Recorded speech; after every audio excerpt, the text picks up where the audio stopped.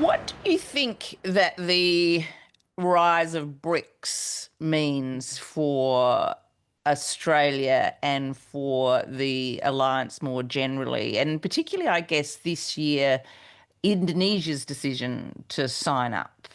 Does that change in some ways our diplomatic or geopolitical outlook, do you think? There's still a lot of divisions in BRICS. I don't think it's got direct implications for us. Over the next 10 years, there might be a growth in the use of the yuan as a different currency, but I don't see that as flowing from BRICS. What I think is important for Australia is what the Indonesian decision to join BRICS demonstrates.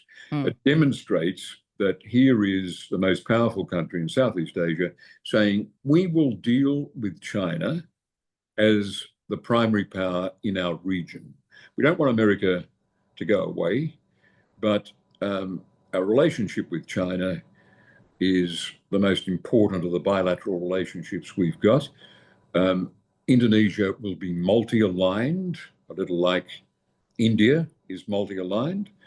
And in this context, given the shift in relative shares of power, Southeast Asian states, Indonesia preeminently, but also you can see it with Singapore, with Malaysia, with Vietnam, despite its very complex relationship with China historically, they're all saying China's our number one trading and investment partner. It's our primary bilateral relationship. And as a former Singaporean foreign minister said, we in this region are used to dealing with a strong China. And Indonesia joining BRICS confirms that Prabowo has demonstrated in his deal with China on their maritime territorial dispute. No one will tell him how Indonesia should run a China policy. And no one's telling Modi how India will run a China policy. These are further signs along the road that China is clearly, and Penny Wong's said this in as many words, the dominant power in our region. Mm.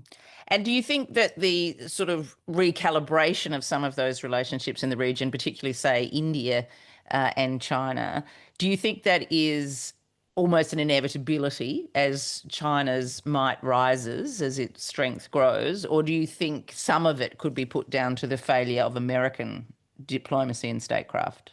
Yeah, the failures of American statecraft are an invitation for China to close the deficit, to close the diplomatic deficit. The Chinese haven't been good at diplomacy. You've had this wolf warrior diplomacy. It's antagonized partners in the region. China appears to have learnt from these mistakes, as the accommodation with Modi spectacularly confirms. But China, to clinch such progress with India, has got to try harder still.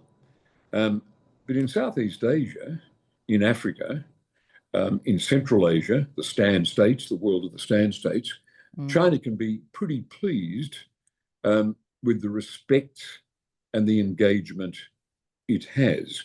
Whether it can pull off a better relationship with Japan, whether it can settle the maritime territorial disputes with the Philippines, is a harder challenge for them.